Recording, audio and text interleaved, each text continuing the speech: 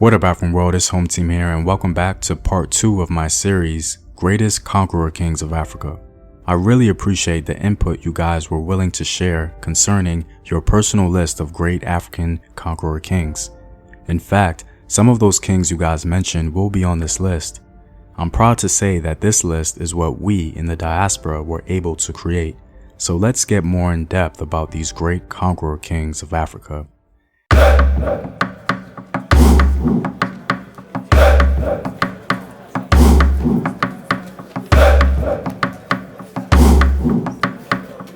And if you guys like this content, you can support the continued development of these videos on patreon.com. There you can find sources and more in-depth full courses on African history. All links in the description box below. As stated in my previous video, my desire is for this list to be created by us. Oftentimes we allow popular culture to define who is great in our history. And so I thought we can at least begin the process of defining that for ourselves. In this way, we may discover historical figures we may not have ever even heard of. I've learned so much doing my own independent study, and I'm hoping you guys may be able to learn something as well. Like the other lists, there may be some figures in this video that you're already familiar with, so please feel free to skip that part or the video altogether if you wish. Moreover, this video is not intended to be a celebration of war and the devastation it causes human beings. It's more of an acknowledgement that African rulers are very much a part of world history when it comes to military success, empire building, and even ideas of glory. So please keep that in mind. Based on your comments and accompanied by my own personal opinion, one of the greatest conquerors in the history of Africa was a Moor by the name of Yakub alManzur. Yakub has to be at least top 3 in all of African history, and he certainly was the greatest Moorish ruler ever. If any director wanted to make a movie about one of the most glorious Moorish eras, it would be the era of Yakub alManzur. He's the textbook historical figure for film. Yakub was not only a brilliant military leader, he was a scholar. He cared deeply about his religious belief. He was a great administrator, and he was young. Yakub came from the Almohad dynasty in northern Africa. The Almohad dynasty was an Amazigh dynasty, often referred to as a Berber dynasty. It was founded in the 12th century. They established their empire in North Africa with the extreme border reaching all the way to Libya and its northern border ending in Spain. And it was under Yakub's rule that the Almohad Empire reached its zenith. Yakub came from a maternal lineage that may be surprising to us in the 21st century, because although he was Moorish royalty, he was actually the son of an enslaved woman. It is important to note that Yakub was a son of a concubine, given as a gift to his father. This was a common practice in Morocco. Some scholars believe that this concubine came from either Mali or Senegal, as most enslaved people in Morocco came from that general region below the Sahara. Moroccan rulers have an extensive history of sharing lineages with enslaved women from these regions, Moulay Ismail perhaps being the most popular. But I digress. Yakub alManzur is great because he not only had to fight his African enemies, but he also single-handedly halted the Christian Reconquista. In fact, an argument can be made that if it weren't for him, Spain may have freed themselves from the Moors centuries earlier. Yakub defeated his African rivals, the Banu Ghaniya clan, and in 1194, he turned his might against Spain and Portugal.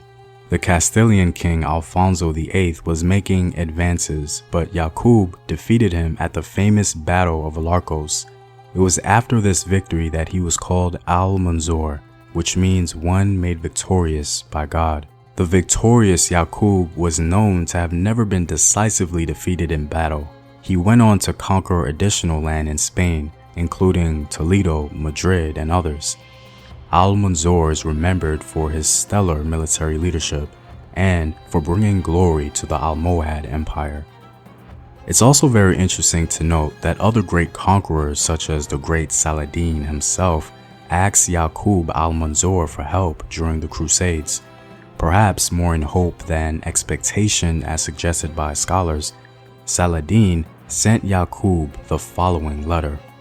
How could he see the lands of Kafur aiding Kafur in the Holy Land while the lands of Islam failing to support Islam? Let him fill the sea with sailing ships carrying for the Muslims war supplies, men, or any form of help. Let him help the people of the faith against the people of misfortune. Curiously, the great Yakub didn't answer the call for a unified Muslim front, but it just goes to show that the great Yakub alManzur was recognized by other great leaders. Our second great conqueror is the legendary Shakazulu. It can be argued that popular culture has made Shakazulu a sort of symbol of African power for the entire continent. Despite how Shaka has been romanticized in our culture, his fame is merited. In fact, his name really isn't Shakazulu. That just goes to show how legendary he's become. His real name is presented on screen, and a name I refuse to butcher. Shakazulu was the king of the Zulu kingdom from 1816 to 1828, and what makes him so special is how he single-handedly advanced the Zulu people by pioneering a military revolution for the entire region. His innovations catapulted the Zulu people into a conquering group. It's important to mention that many great conquerors on the continent already had an established military to draw from. Shaka not only had to improve it, but he also had to slightly alter the fighting style. On top of all of that, his innovations actually had to work, and they did. This is an exceptional accomplishment for any ruler, and the principal reason why he remains one of the greatest conquerors in world history. Shaka was the most influential warrior king in southern Africa.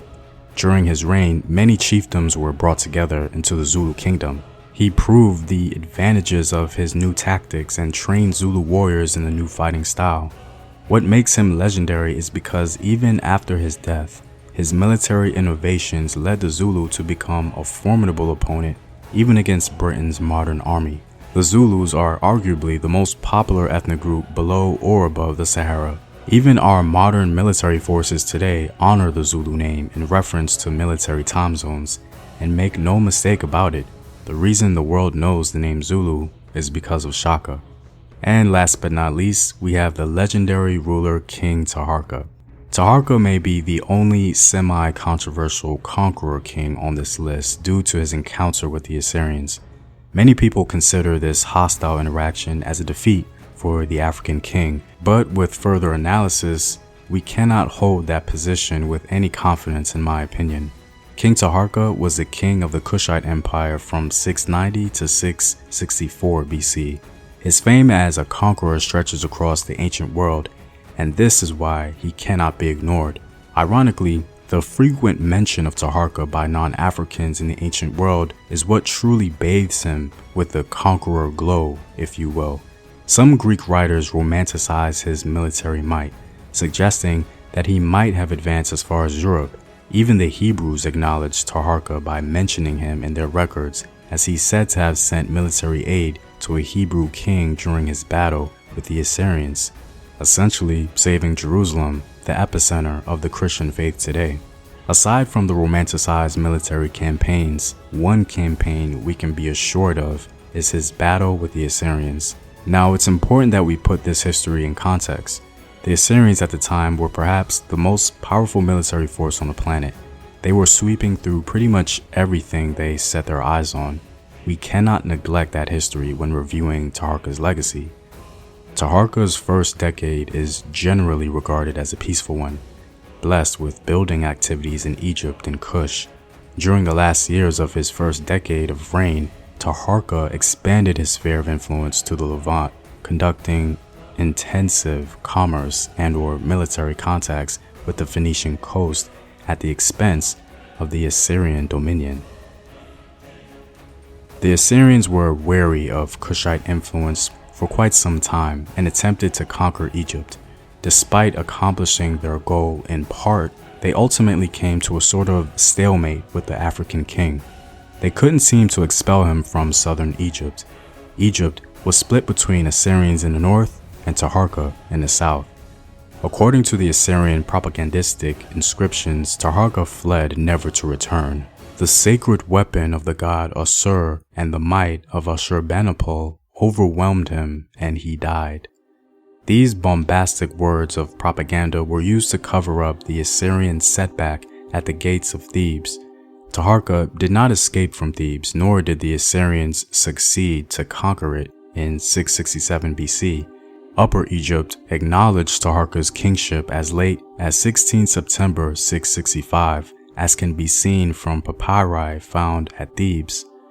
Taharqa, however, realized that he could not regain control over Lower Egypt, which stayed in Assyrian hands.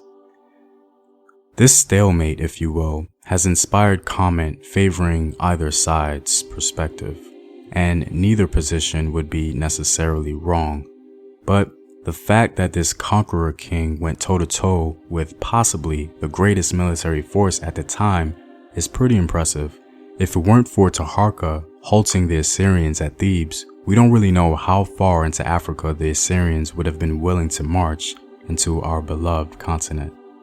Well, I'm all out, guys. Be sure to stay tuned for part 3 of Africa's greatest conqueror kings. And if you like these videos and want to help in its continued development, consider supporting the home team on patreon.com. The link is in the description box below. Know thyself. Remember your ancestors. Peace.